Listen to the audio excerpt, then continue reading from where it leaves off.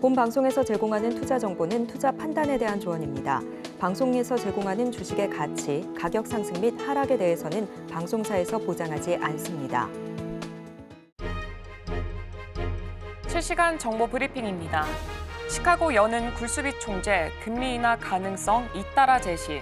굴수비 총재를 현지 시간 24일 경제매체 CNBC 방송의 프리마켓 모닝 뉴스 프로그램 스쿼크 박스에 출연해 인플레이션 둔화를 나타내는 최근 지표들이 연준의 금리 인하에 길을 열어줄 것이라고 말했습니다.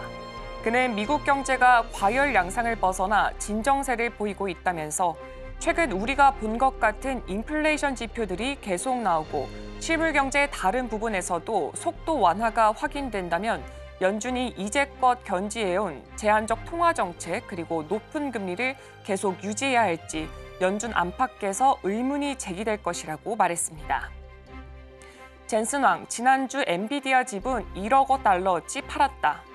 24일 미국 마켓워치에 따르면 황은 지난 13일부터 21일까지 7거래일간 보유 지분을 9,460만 달러어치 매각했다고 미국 증권거래위원회에 공시했습니다. 평균 매도 가격은 131.44달러로 집계됐습니다. 이에 따라서 황이 개인 계정에 보유한 엔비디아 주식 수는 8,070만 주가 됐습니다. 그는 이와 별도로 신탁을 통해 엔비디아 주식 6억 500만 주, 파트너십을 통해 4,900만 주, 다른 신탁을 통해 1억 3,200만 주를 보유하고 있습니다.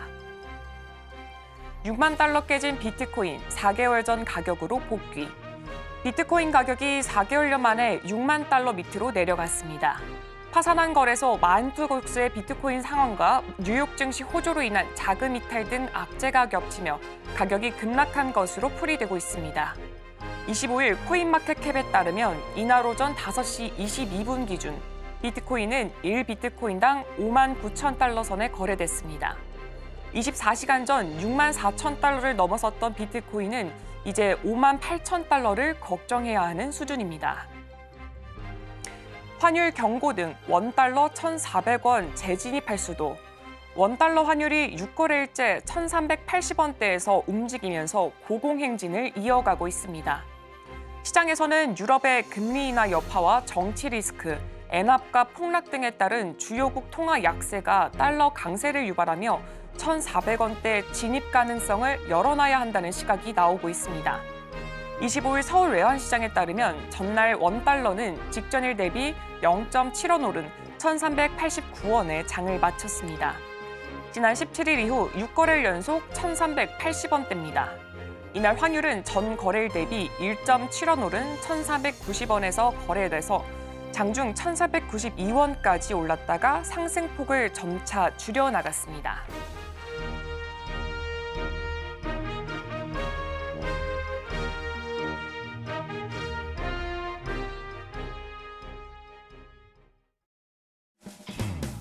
네, 여러분의 성공 투자를 책임지겠습니다. 안녕하십니까. 증시7 진행의 오은비입니다. 전 거래일 우리 증시 2거래일 연속 하락하면서 코스피 지수는 2,760선까지 내려오는 모습을 보였습니다. 한편 약 2시간 전에 마감했던 뉴욕 증시, 엔비디아가 6% 이상 급락하는 모습을 보였음에도 불구하고 다우 지수만큼은 상승하는 모습을 또 연출하게 됐습니다. 자세한 이야기는 이어지는 브리핑을 통해서 전달해 드리도록 하겠습니다. 화요일의 증시7 지금 출발합니다.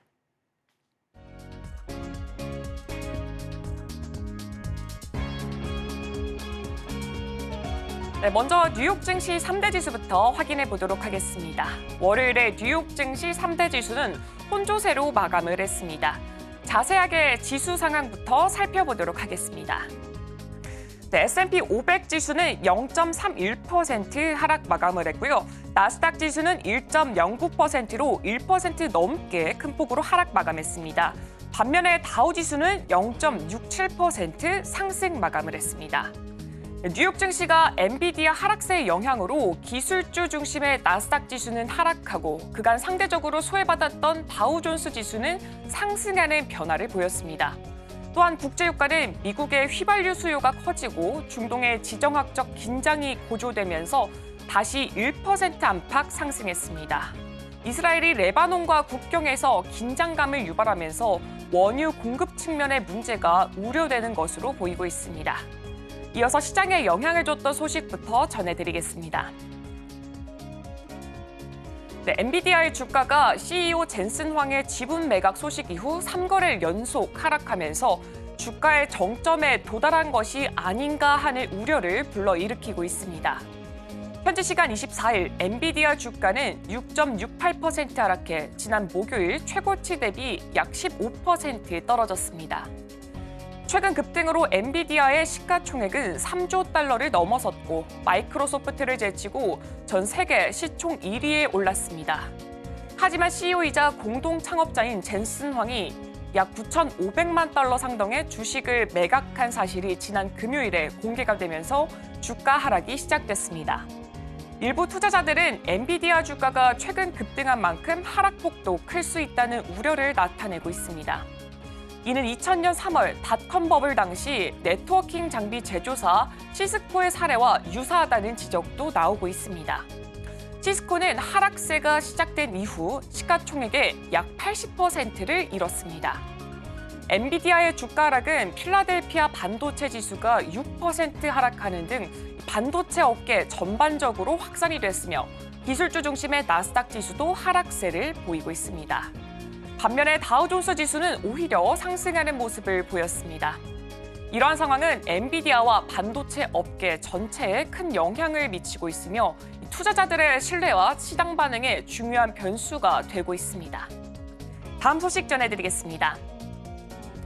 유럽연합이 애플의 앱스토어 운영 방식이 디지털 시장법을 위반했다고 잠정 결론을 내렸습니다.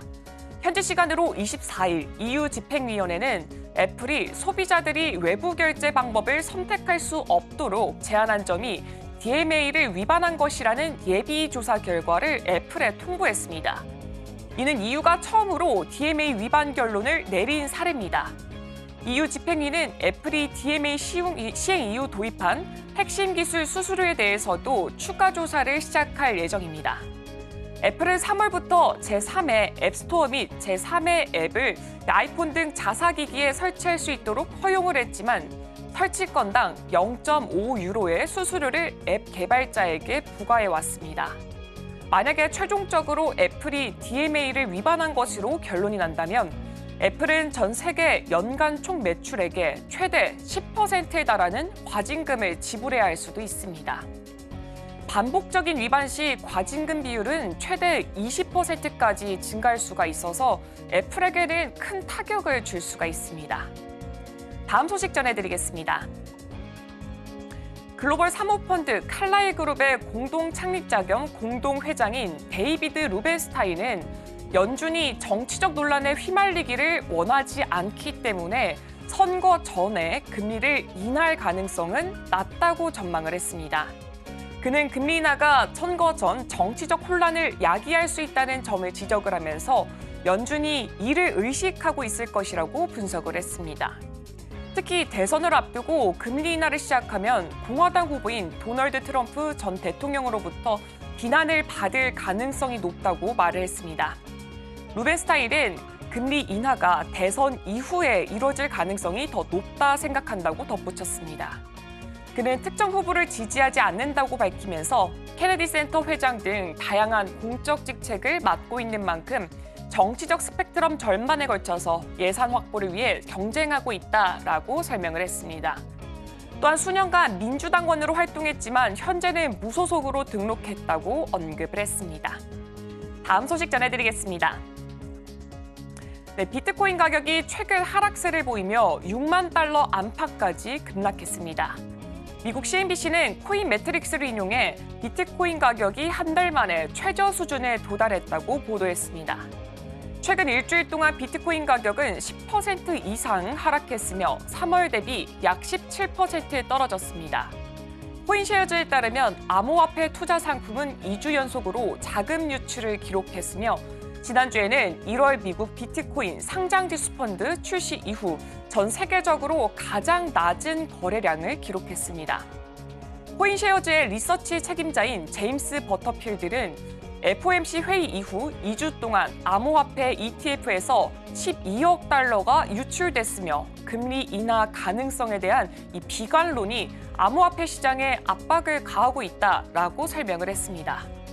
버터필드는 또한 연준이 비둘기파적인 태도를 보이기 전에 인플레이션 하락에 대한 추가적인 증거가 필요하다고 밝힌 만큼 인플레이션 하락이 지속된다면 비트코인 가격에 긍정적인 영향을 미칠 수가 있지만 인플레이션이 계속되면 가격에 부담이 될 것이라고 덧붙였습니다.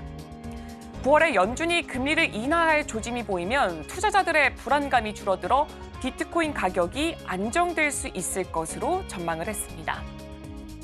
다음 소식 전해드리겠습니다. 중국의 소셜미디어 플랫폼 틱톡의 모회사인 바이트댄스가 미국의 반도체 기업 브로드컴과 협력해서 인공지능 반도체 개발에 나섰습니다. 여러 소식통에 따르면 바이트댄스와 브로드컴의 협력은 조달 비용을 절감하고 최첨단 AI 칩의 안정적인 공급을 보장하는 데 도움이 될 것이라고 합니다. 두 회사가 공동으로 개발하는 칩은 5나노미터의 크기로 최첨단 반도체로 이는 고객의 요구에 맞춰 설계되고 제작되는 ASIC, 즉 주문형 반도체입니다. 소식통은 이 칩이 미국의 수출 규제를 준수할 것이라고 전했습니다. 2022년 미국이 중국을 겨냥한 이 최첨단 반도체 수출 규제 법안을 발표한 이후에 5나노미터 이상의 칩 개발을 위한 미중 기업 간 협력은 이번이 처음입니다. 반도체 설계가 완료되면 제조는 대만의 TSMC가 맡게 됩니다. 그러나 소식통은 TSMC가 올해 안에 새로운 반도체를 생산할 가능성은 높지가 않다라고 언급을 했습니다. 바이트댄스와 브로드컴 그리고 TSMC는 이에 대해서 공식적인 입장을 밝히지는 않았습니다. 언론은 AI 칩 개발이 바이트댄스의 알고리즘을 더욱 강력하게 만드는데 중요한 역할을 한다고 평가를 했습니다. 또한 바이트댄스가 생성형 AI 분야에 큰 투자를 시작했지만 미국의 제재로 인해서 AI 칩 확보에 있어서 해외 기업들보다 더 큰 어려움을 겪고 있다고 보도를 했습니다. 다음 소식 전해드리겠습니다. 엔비디아가 미국 정부의 제재에도 불구하고 중동 시장에서 인공지능 전용 칩의 대규모 계약을 체결했다고 로이터 통신이 보도했습니다. 현재 미국 정부는 중국이 중동 국가에서 AI 전용 칩을 조달할 수 있다는 우려로 인해서 중국뿐만 아니라 중동에서도 이 최첨단 AI 칩의 판매를 제한하고 있습니다. 이러한 상황에서도 엔비디아는 중동의 주요 통신 회사인 우레두와 대규모 AI 계약을 성사시켰습니다. 우레두는 카타르, 알레지, 튀니지, 오만, 쿠웨이트, 몰디브 등 여러 국가에서 데이터 센터를 운영하는 중동의 주요 통신 대기업입니다. 엔비디아는 이 회사에 AI 전용 칩을 제공할 예정입니다. 우레두의 최고 경영자는 이번 계약을 통해서 향후 18개월에서 24개월 동안 경쟁사들이 접근할 수 없는 서비스에 접근할 수 있게 됐다라고 말을 했습니다. 엔비디아가 우레두에 제공할 AI 전용 칩의 종류나 계약의 규모에 대해서는 아직까지 공개되지는 않았습니다. 미국의 엔비디아의 특정 기술을 중동에 수출하는 것을 허용하고는 있지만 최첨단 칩의 수출은 제한하고 있습니다. 우레두는 현재 40메가와트의 데이터 센터 용량을 보유하고 있으며 20에서 25메가와트를 추가로 확보할 계획입니다. 또한 2030년까지 데이터 센터 용량을 3배로 확대하기 위해서 약 10억 달러를 투자할 예정입니다. 다음 소식 전해드리겠습니다.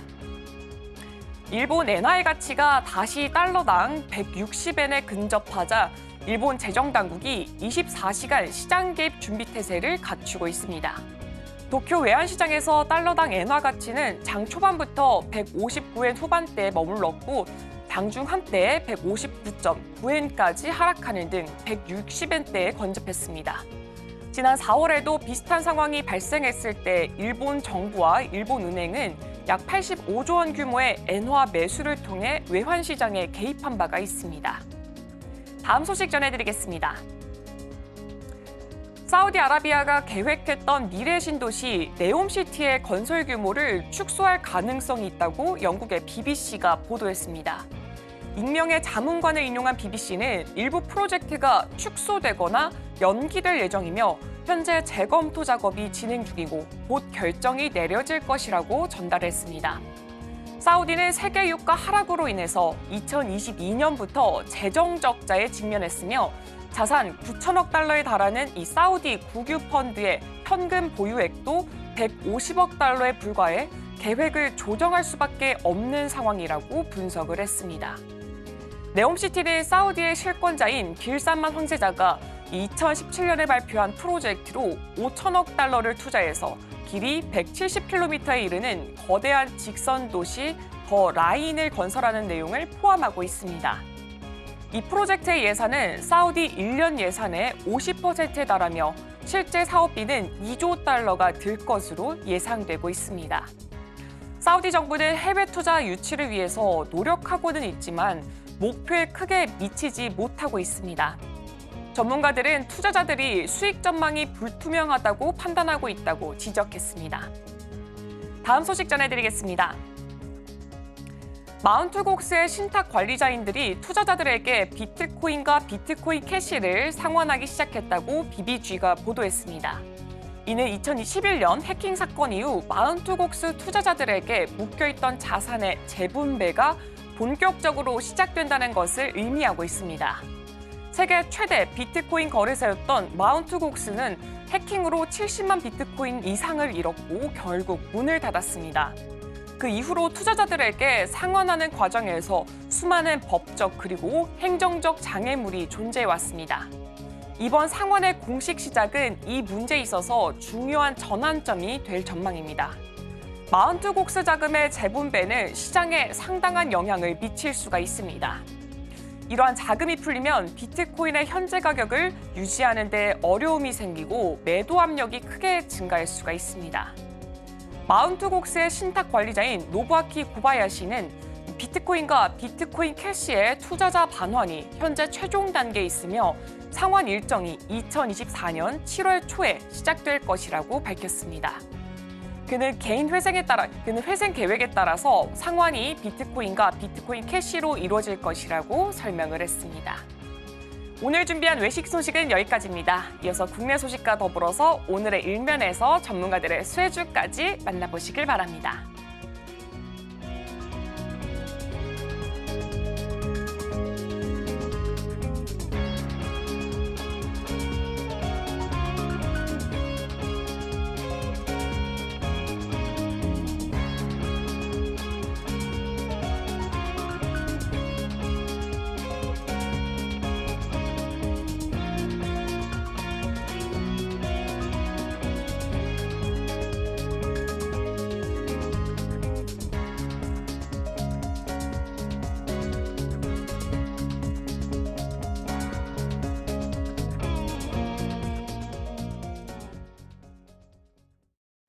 네, 서울경제TV 증시7 조간브리핑 시간입니다. 서울경제신문에서 발행하는 이슈 전해드리는데요. 첫 번째 소식부터 하나하나 짚어보겠습니다. 화면 살펴보시죠.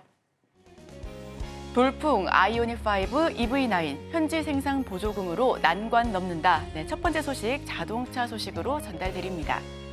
현대차 그룹이 현대차 메타플랜트 아메리카가 미국 정부의 세액공제 대상에서 제외된 이유에 대해 공식적인 입장을 아직까지는 내놓지 않고 있습니다. 하지만 그룹 안팎에서는 좀 아쉬워하는 분위기가 나오고 있는데요.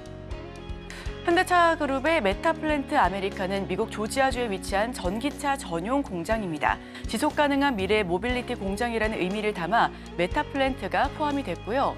메타플랜트 건설에만 7조 원 이상의 대규모 자금을 쏟아붓는 그룹 입장에서는 최대 4,600억의 세액 공제 혜택은 자금 순통을 트이는 단비가 될 수도 있었습니다.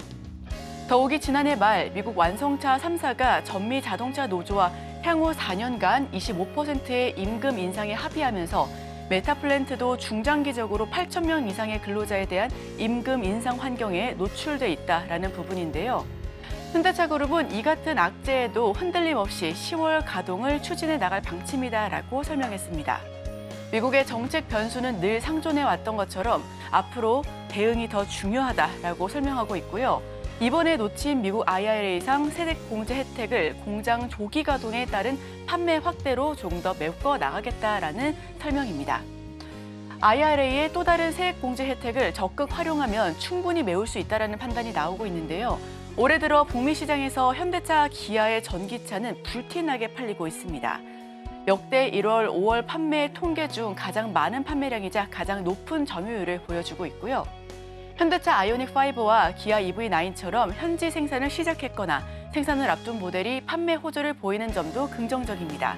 아이오닉5는 지난달 미국에서 전년 동기 대비 82% 증가한 4,449대가 팔렸습니다. 우선 근로자 임금 인상까지 겹악재에도 미국 공장에서 생산 아이오닉5 그리고 EV9 계속해서 호조를 보여주고 있습니다. 해당 조항을 적용했을 땐 구매자 세액 공제가 가능했었던 것으로 보여졌습니다만 조기 가동으로 판매 확대에 대한 승부수를 띄우겠다라고 하는 부분이고요. 북미 전기차를 장악하는 현대차와 기아, 앞으로 점유율을 조금 더 늘려나갈 수 있을지 함께 확인해 보셔도 좋겠습니다. 미국 찾은 구강모, AI, 로봇 챙겼다, 도약의 빅스텝 만들 것. 네, 두 번째 소식, LG 소식으로 전해드립니다. 구강모 LG그룹 회장이 10개월 만에 미국 출장길에 올랐습니다. 회사의 미래 먹거리인 인공지능, 바이오, 그리고 클린테크 분야에서 빅스텝을 준비해 나가겠다라고 또 전했는데요. 미국의 반도체 로봇 기업 리더들과 만나 미래 사업에 관한 협력을 논의했다라는 설명입니다. 반도체 설계 업계 텐스토렌트와 AI 로봇 스타트업 피규어 AI를 찾은 것도 주목할 만한 점입니다. 텐스토렌트와 LG전자는 지난해 5월 TV 차량용 반도체 개발을 협력한다라고 발표했고요. 휴머노이드 로봇 스타트업인 피규어 AI를 방문해 로봇 시장과 기술 트렌드를 공유하기도 했습니다. 피규어 AI는 마이크로소프트, 오픈 AI, 엔비디아, 아마존 등이 투자에 주목을 받고 있는 기업이고요. 현지 스타트업 육성 그리고 투자를 담당하고 있는 LG테크놀로지 벤처스를 찾아 상황을 지켜보기도 했습니다.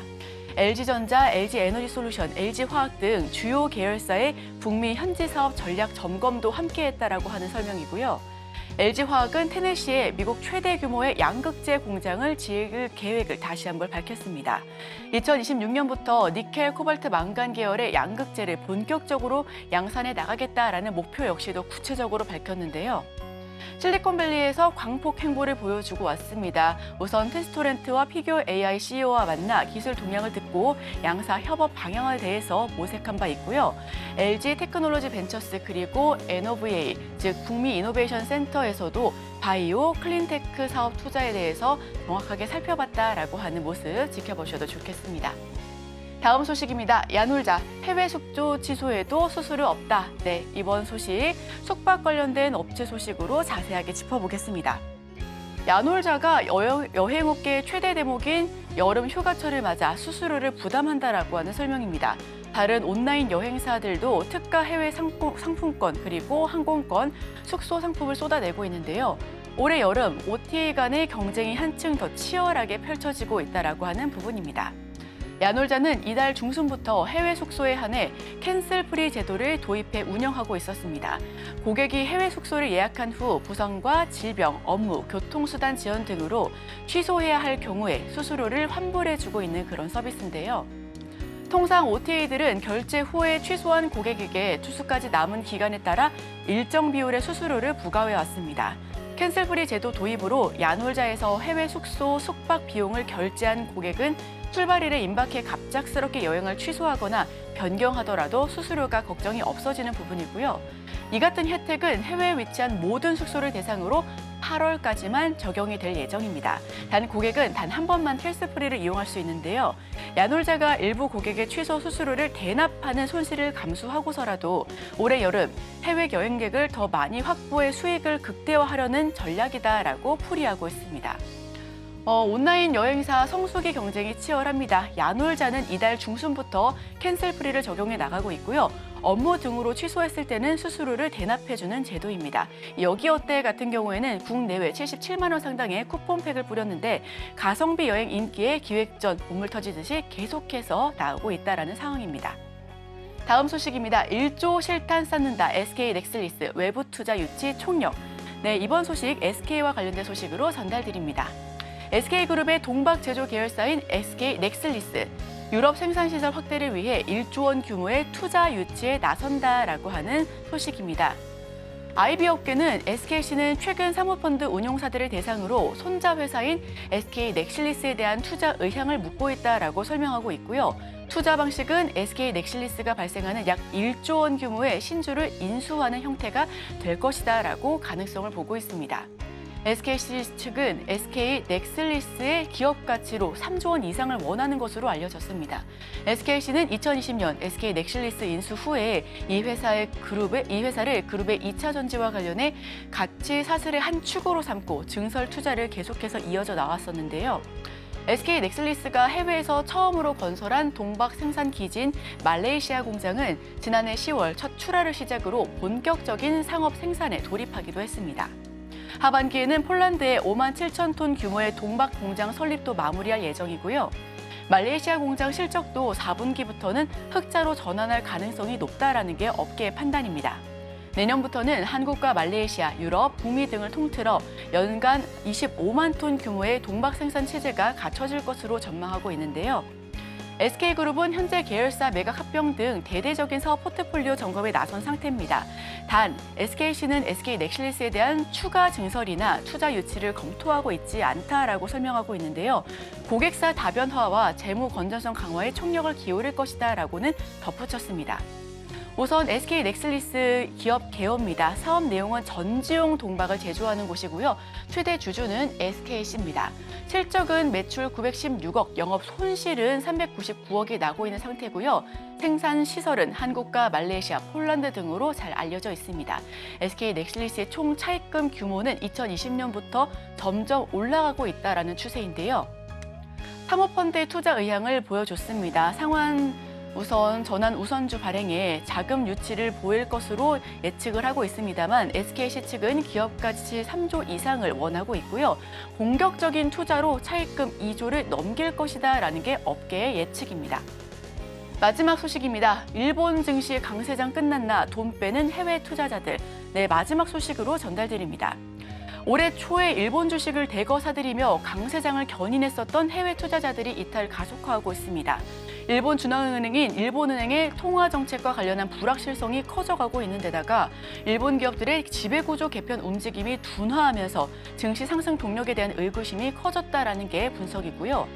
연초 일본 증시의 투자 매력을 높였었던 엔저 현상 역시 과도한 수준이라 일본 경제에 부담이 되고 있다라는 점에 이런 부분이 우려가 확산되고 있습니다. 일본 도쿄증권 거래소에서 해외 투자자들은 6월 둘째 주까지 4주 연속이나 순매도를 보여주고 있는데요. 지난해 9월 이후 최장 기록입니다. 이 기간 처분된 일본 주식은 총 6,746억 엔에 달하고요.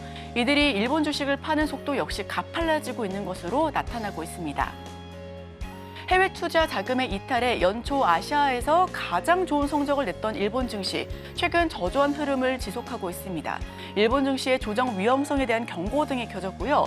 BOJ 통화 정책의 불확실성, 기업들의 보수적인 투자 계획, 지속적인 내수 위축이 좀 경고 등으로 켜졌다라고 하는 부분이 나오고 있습니다. 또 여기서 뱅크 오브 아메리카의 펀드 매니저의 3분의 1이 일본 증시 정점론을 언급하고 있는 것도 투자자들 입장에서는 좀 부담이 아닐 수가 없습니다. 영국 자산운용사 에버딘 역시 일본 증시의 불확실성이 크다며 낙관론을 좀 바로 철회하고 있는 모습까지도 나타나고 있고요. 일본 증시의 투자 매력을 높이던 엔화 약세 역시 불확실성을 더하며 경계감을 키우고 있는 상황입니다. 우선 해외 투자자들의 일본 증시 거래 추이입니다. 올 초까지만 하더라도 5월 둘째 주 2,636억 엔을 투자하고 있었는데요. 다만 넷째 주부터는 투자 심리가 꺾이면서 4주 연속으로 순매도를 연출하고 있습니다. 4주 연속 순매도를 보여주고 있고요. 5조 9천억이나 처분했습니다. 통화 정책에 대한 불확실성과 내수 위축에 CT 등 글로벌 IB들은 낙관론을 철회했다라는 소식, 마지막 소식으로 전해드립니다. 네, 제가 준비한 소식은 여기까지입니다. 계속해서 전문가와 함께 오늘의 수혜주까지 찾아보도록 하겠습니다. 저희와 끝까지 함께 하시죠.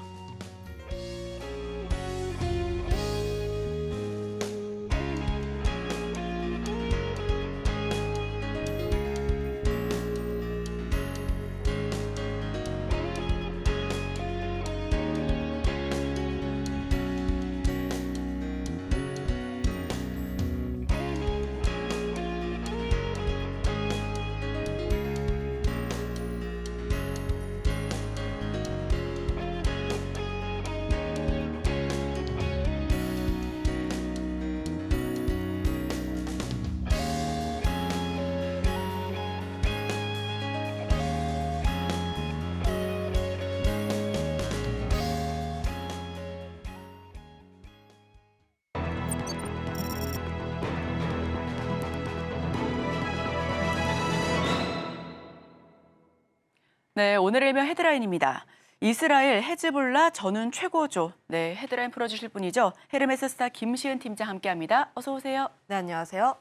네, 네타냐후 이스라엘 총리 무장정파 헤즈볼라와 전면전이 준비됐다라고 선포했습니다.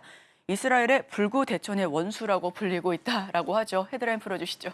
일단 중동 지정학적 리스크는 계속해서 확대가 되고 있는 모습이 나오고 있습니다. 물론 전면전에 대한 내용들이 갑자기 나온 것은 아니고 며칠 전부터 나왔던 모습인데 관련했을 때 WTI 지수도 함께 오르고 있고 지난 미국 증시에서도 좀 원자재 관련 종목군들이 크게 급등을 한 것을 보여지고 있어서 여전히 국제 정세에 따라서 좀 이 부분 같은 경우는 우리가 조금 더 주목을 해볼 필요가 있지 않을까라는 의견 드려보도록 하겠고 지금 뭐 그동안 이야기가 나왔던 건 뭐 이스라엘 전쟁이긴 한데 그중에서도 하마스랑 주로 많이 싸웠어요. 하지만 헤즈볼라와 함께 전면전에 대한 내용들이 나오면서 앞으로의 전쟁 같은 경우에는 조금 더 확정이 될 가능성이 높은 상황이라 보시면 좋을 것 같습니다.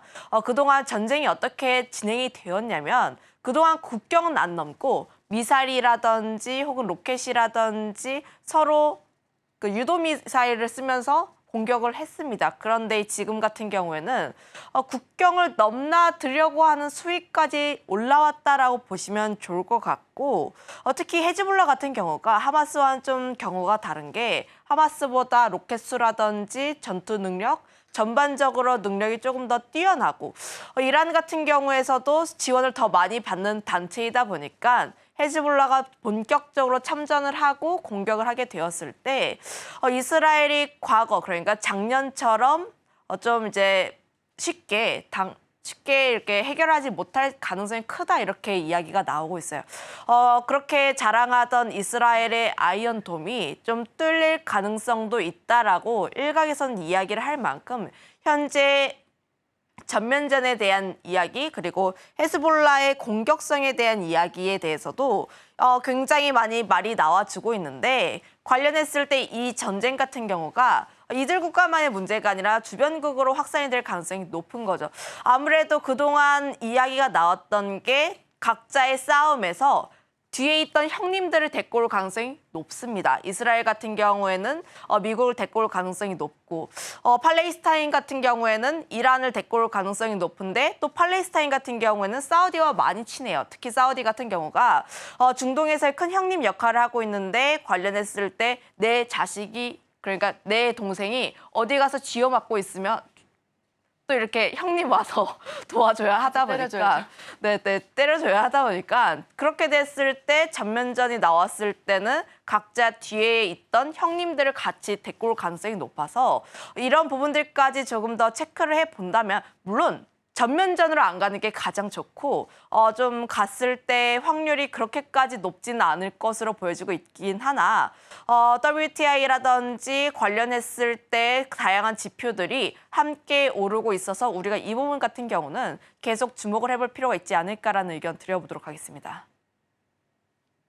네, 수혜가 점점 높아지고 있고요. 주변국까지 피해를 받고 있습니다. 자, 그렇다면 여기서 투자 포인트는 어떻게 잡아봐야 될까요?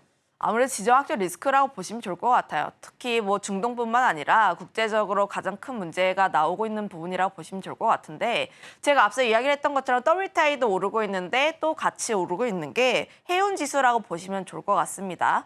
SCFI 지수라고 상하이 컨테이너 운임 지수라고 불리는 수치가 있는데 그동안에 가파른 상승세가 나왔어요. 특히 3월과 4월을 기점으로 했을 때 굉장히 큰 폭의 상승세가 나왔고 특히 이 지표 자체가 그동안 언제 좋았냐라고 보면은 코로나 때 좋았습니다. 수요는 계속해서 늘어나는데 공급은 제한적이다 보니까 관련했을 때 코로나 때 HMM이라든지 펜오션이라든지 좀 해상운임 관련 종목군들이 굉장히 큰 강세였다가 지난 2024년 1월 전까지만 하더라도 사실 안 좋았어요. 특히 1000 미만이라서 그동안의 낙폭이 굉장히 강했지만 24년 1월에 2000을 좀 넘으면서 다시 한번 돌파를 하려는 흐름들 지금 2000선을 닫고 다시 한번 3000을 넘게 올라가고 있다 보니까 연초 대비했을 때 50%가 넘게 상승했다라고 보시면 좋을 것 같습니다. 그렇게 된 가장 큰 배경이 홍해 사태라고 보시면 좋을 것 같은데 홍해 사태에도 마찬가지로 중동 지정학적 리스크로 인해서 좀 발발이 되었다라고 보시면 좋을 것 같아요. 지금 그 부분에서 보게 되었을 때 이팔 전쟁 때문에 후티 반군이 팔레스타인을 지원하기 위해서 수에즈 운하로부터 오는 선박들을 굉장히 많이 공격을 하는 겁니다. 좀 이제 선박을 공격하다 보니까 선박을 보호하기 위해서 선주들은 수에즈 운하에서 후망봉으로 좀 우회를 하게 되는데 그 돌아가는 길이 자체가 굉장히 길어요. 굉장히 길다 보니까 유가도 굉장히 많이 쓰고 선박 그 운영에 대한 일자도 굉장히 많이 들어가는데 지금 또 경기는 회복 사이클에 진입하려고 하다 보니까 물건들의 수요는 계속 높아져가는 상황들.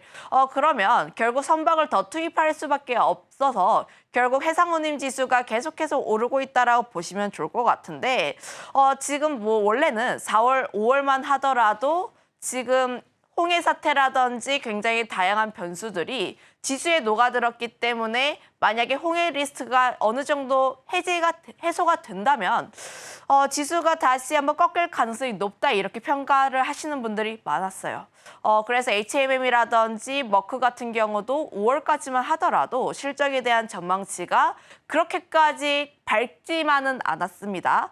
머크 같은 경우가 영업이익이 올만 하더라도 아직까지는 적자다 이런 이야기가 많았는데 하지만 지수 같은 경우에 계속해서 올라가고 있는 상황들 SCFI 지수뿐만 아니라 BDI라든지 CCFI 같은 경우도 함께 올라가면서 해상운임 전반적으로 강세 흐름들을 보여주고 있다라고 보시면 좋을 것 같은데 그로 인해서 현재 같은 경우에는 지정학적 리스크가 아직까지 해소가 되지 않았고 현재 전면전에 대한 이야기가 계속 확대가 되고 있는 부분이다 보니까 지금 같은 경우에는 그동안 좀 중동에 대한 리스크가 이야기가 나왔다면 원유 관련 종목군들, 특히 중앙에너비스라든지 이런 종목군들에 대해서 집중을 많이 했다면 이제는 SCFI 쪽에 대한 관심이 더 모아지고 있는 상황이라 보시면 좋을 것 같아서 이쪽에 대해서도 우리가 조금 더 봐야 하지 않을까. 거기다가 더해서 그렇다면 지금 현재 지수가 더 오를 것인지 말 것인지에 대해서 우리가 고민을 더 해봐야 하는데 지금 홍해 사태뿐만 아니라 물동량에 대한 이야기도 계속 나오고 있습니다. 지금 미국 쪽에서 대중국 관세에 대한 이야기가 나오고 있다 보니까 관세를 올리기 전에 미리 물건을 축적하려는 수요들이 계속해서 나와주고 있어요. 결국 3분기 성수기 시즌을 앞두고 있어서 미국 쪽에 대한 물동량 자체가 굉장히 많아지고 있다라고 보시면 좋을 것 같은데 거기다 지금 3분기 같은 경우에는 쇼핑 시즌이죠. 블랙 프라이데이라든지 광군제라든지 굉장히 다양한 쇼핑 시즌이 있다 보니까 지금에 대한 물동량 자체는 더 크게 늘어날 가능성이 더 높다라고 보시면 좋을 것 같습니다. 그러면 여기 같은 경우에서 해운사들 같은 경우도 운임비 자체를 올리겠다라고 이미 예고를 한 바가 있어서 하반기 같은 경우에는 운임 지수가 여기서 조금 더 견조하게 유지가 된다라는 가정에서도 더 큰 폭의 영업이익에 대한 성장이 나올 것으로 보여지고 있어서 실적 같은 경우에도 함께 기대해 볼 수 있는 요소라고 보시면 좋을 것 같습니다. 네, 우선 지정학적 리스크를 우리 키워드로 좀 잡아봤습니다. 이에 따라 국제유가도 80달러 선 웃돌면서 좀 튀었고요. 그리고 상하이 컨테이너 운임지수, 그리고 BDI 역시도 상승 흐름을 보여주면서 운임지수가 높아지고 있습니다. 자, 그렇다면 여기서 어떤 부분 조금 더 포인트로 들어가 봐야 될까요?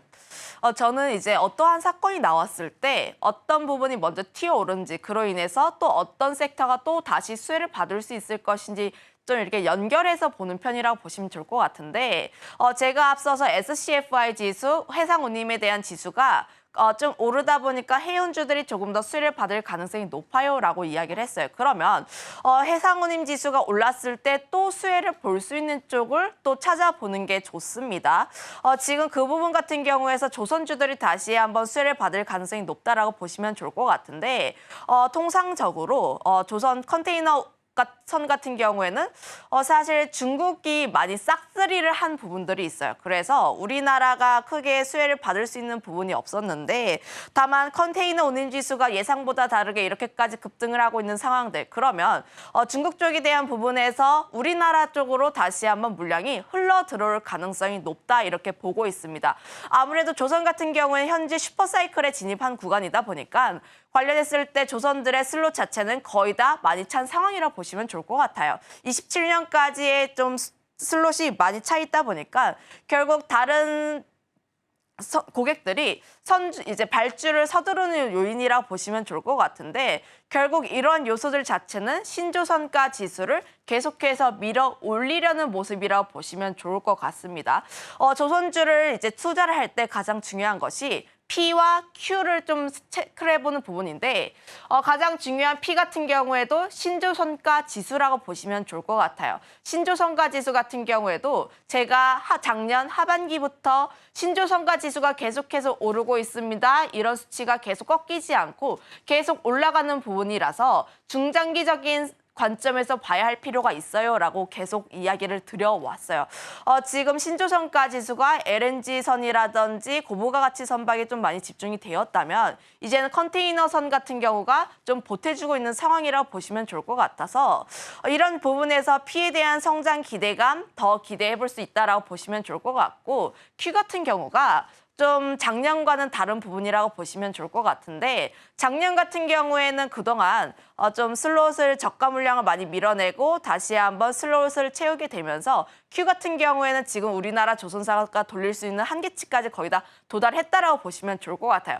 다만 중요한 것은 같은 Q라도 작년 같은 경우에는 저가에 대한 물량이었다면 올해 2분기부터는 다시 한번 저가 물량을 떨쳐버리고 고가에서 받았던 물량들을 슬슬 인도할 것으로 보고 있기 때문에 실적 개선에 대한 기대감이 상당히 높게 나오고 있다. 물론 Q단에서 보게 되었을 때 우리나라의 조선선은 슬롯의 거의 한계치에 도달했고 물론 뭐 IMO라든지 환경 규제 등을 보게 되었을 때 앞으로 성장에 대한 기대감은 남아있지만 결국 이익적인 측면에서 보게 되었을 때 조선 섹터 같은 경우도 이번 실적에 대한 기대감도 상당히 크지 않을까라고 보여지고 있어서 지금 같은 경우를 보게 되었을 때 실적에 대한 기대감이 높은 뭐 하나오션이라든지 HT 한국조선해양 같은 종목군들을 우리가 조금 더 체크를 해볼 필요가 있지 않을까라는 의견 드려보도록 하겠고 마지막 같은 경우가 방산 쪽이라고 보시면 좋을 것 같은데 제가 이 부분 같은 경우에 대해서는 뭐 국내 조선 쪽에서 잘하고 있는 쪽이 가성비가 굉장히 좋고 납기 능력도 굉장히 뛰어난데 이 부분 같은 경우에는 미국 대선이 이번 주에 미국 토론이 예정이 되어 있습니다. 좀 트럼프가 우세하게 되었을 때 방산 쪽에 대해서도 다시 한번 이야기가 돌 수가 있으니 방산 같은 경우에도 우리가 계속해서 찌려봐야 하는 섹터라고 보시면 좋을 것 같고 그 안에서 하나에어로스페이스 분할에 대한 이슈가 있다 보니까 결국 분할하게 되었을 때 방산에 대한 모멘텀 자체를 온전히 받을 수 있어서 하나에어로스페이스라는 종목 그리고 LIG 넥스원은 로봇에 대한 이벤트가 9월에 예정되어 있다 보니까 이런 부분들까지도 우리가 좀 체크해볼 필요가 있다 이렇게 정리하겠습니다. 네, 오늘 헤르메스사 김시현 팀장과 함께했습니다. 오늘 말씀 고맙습니다.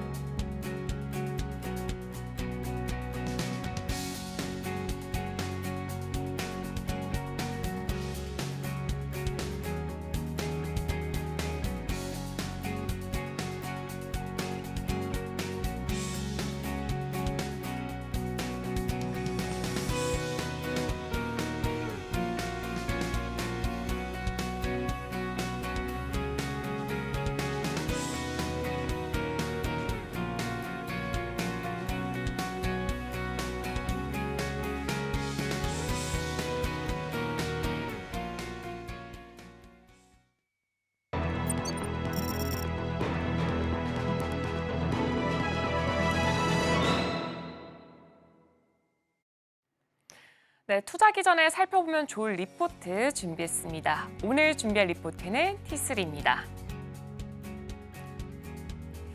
네, 일단 T3는 주요 사업을 세 가지로 분류해 볼 수가 있습니다. 게임 사업과 드론 사업, 그리고 투자 컨설팅 사업 이렇게 세 가지로 분류를 해볼 수가 있고요. 일단 첫 번째로 게임 사업은 가장 유명한 게 오디션이라는 게임을 보유하고 있습니다. 이렇게 오디션을 보유하고 있는 게임 사업은 종속회사가 한빛 소프트로 들어가 있고요. 두 번째로 드론 사업은 한빛 드론으로 종속이 되어 있습니다. 그리고 투자 컨설팅 사업 같은 경우는 T3 파트너스 그리고 T3 벤처스로 이렇게 종속이 되어 있습니다. 매출 비중 같은 경우에는 아무래도 이렇게 유통이나 기타 사업보다는 이렇게 게임 산업 위주로 가장 크게 매출이 나오고 있고요. 그렇기 때문에 게임 오디션을 위주로 한번 살펴보도록 하겠습니다. 오디션 게임은 매출 출시 연도가 2004년으로 대략 20년 전에 출시가 됐습니다. 누적 매출액은 1조가 넘어가고 있고요. 누적 이용자도 지금 7억 명이 넘어가고 있습니다. 지금 글로벌적으로 인기를 끌고 있는데요. 중국, 베트남 등 이렇게 아시아 권역으로 정말 인기를 꾸준하게 끌고 있는 게임으로 보시면 되고요. 해외 매출 비중이 50%가 넘어가고 있습니다. 흔히들 이제 리듬 게임이라고 보시면 되고요. 그 리듬에 맞춰서 버튼을 누르는 게임이라고 보시면 될 것 같습니다. 그리고 항상 이렇게 게임 콘텐츠 같은 경우에는 이 신작에 대해서 주가가 들썩들썩하는 만큼 2025년에 상반기 기대작 오디션 라이프를 한번 짚고 넘어가 보도록 하겠습니다. 오디션 라이프 같은 경우는 MMO, 인생 시뮬레이션 PC 게임이고요. 여기서 MMO 같은 경우에는 이제 많은 사람들이 동시에 접속해서 같이 플레이를 하는 형식을 말하고 있습니다. 컨셉 같은 경우에는 메타버스 게임으로 가상세계에서 또 자유로운 삶과 직업을 경험해 볼 수 있다. 한마디로 기존 오디션 게임의 메타버스를 접목시켰다. 이렇게 보시면 좋을 것 같습니다. 이런 식으로 구성이 되어 있습니다. 특징 같은 경우에는 뭐 자유로운 캐릭터를 꾸밀 수 있다던가 아니면 집을 꾸밀 수 있다던가 조금 더 아기자기한 컨셉을 많이 넣게 됐습니다. 그렇기 때문에 그동안 이 오디션, 이미 한번 흥행을 했던 이 오디션을 기반으로 했기 때문에 글로벌 인지도가 한 번 더 이렇게 잠재적으로 가지고 있고요. 글로벌 흥행력에 있어서 이미 잠재적으로 갖고 있을 수밖에 없습니다. 사람들은 이미 오디션이라는 게임을 알고 있기 때문에 이 오디션 라이프가 나왔을 때 이 오디션의 다른 후속작이다라고 이미 인지를 하고 나올 수밖에 없습니다. 그렇기 때문에 T3 매출부터 한번 살펴보도록 하겠습니다. 매출액 같은 경우에는 116억 원, 영업이익은 25억 원입니다. 매출 증가 요인은 한빛소프트의 그라나도 에스파다 모바일 출시로 인한 신규 매출 발생입니다. 그라나도 에스파다 모바일이 이제 나오면서 1분기에 흑자 전환을 했습니다. 그래서 기존의 서비스 계약이 확정됐던 건 태국과 인도네시아인데 서비스 제한이 들어왔던 국가가 새롭게 출시가 됐습니다. 대만과 일본, 중국 등에서도 이 모바일 게임에 대해서 계속해서 우리도 계약을 하고 싶어요 라고 하면서 이 부분에서 매출이 증가가 되면서 흑자 전환에 성공을 했습니다. 영업이익률도 같은 경우에 15%에서 20%로 상승을 했고요. 개편에 따라서 비용 절감까지 들어가고 있습니다. 자회사 실적 같은 경우는 T3 엔터테인먼트 같은 경우 61억 원에 대해서 전년 동기 대비 1%, 전 분기 대비해서는 2% 상승을 했고요. 한빛소프트 한마디로 오디션을 가지고 있는 그 게임 회사 같은 경우에 매출액이 54억 원, 전년 동기 대비해서 130% 증가했고요. 전 분기 대비해서 131% 상승을 했습니다. 한빛 드론 같은 경우 드론 사업을 영위하고 있습니다. 매출액은 5억 원으로 다소 작게 조금 소규모로 영위가 되고 있고요. 전년 동기 대비해서는 92% 하락, 전분기 대비해서는 44% 하락을 보이고 있습니다. 한마디로 이렇게 실적 같은 경우에는 한빛 소프트, 한빛 엔터테인먼트 위주로 굴러가고 있다라고 봐주시면 좋을 것 같습니다. 그리고 지금 중장기 주주 환원 정책 로드맵이 공개가 됐습니다. 자사주를 소각할 예정입니다. 24일 그러니까 어제죠. 전체 발행 주식 수의 이제 5.5%인 370만 주를 소각해서 이제 자사주 및 추가 매입분은 기업 가치 제고를 위해 추후 소각 예정이다라고 발표를 했습니다. 그렇기 때문에 영업이익의 50% 이상 또 사용을 할 예정이고요. 매년 별도 영업이익의 50% 이상을 자사주 매입과 배당에 사용해서 주주 가치를 제고할 예정이라고 합니다. 또 기존 정책은 별도 당기 순이익의 30%를 배당을 하면서 이렇게 주식에 대해서 조금 더 높게 가치를 매기겠다라고 말을 했습니다. 그리고 기존 주주 환원 정책의 성과는 코스닥 상장 이후에 2022년 11월 코스닥 상장 이후 약 178억 원 규모의 주주 환원을 시행을 했다라고 봐주시면 됩니다. 오늘 제가 준비한 리포트는 여기까지입니다. 오늘의 신뉴욕 세 줄입니다. 오늘 한일 재무장관 회의가 개최됩니다. 양국은 금융협력을 강화해 나가겠다라는 의지를 보였습니다. 오늘 일면 이스라엘 헤즈볼라 전운 최고조, 수혜주로 해운주와 조선주, 방산주 꼽아봤고요. 마지막으로 투자전 리포트는 T3, 게임과 드론 투자 컨설팅 사업을 자세하게 살펴봤습니다.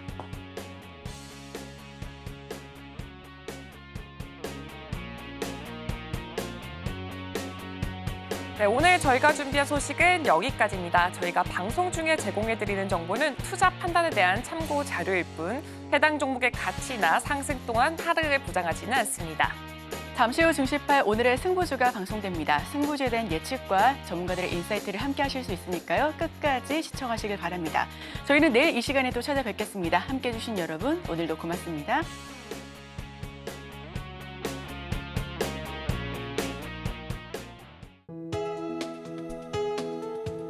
본 방송에서 제공하는 투자 정보는 투자 판단에 대한 조언입니다.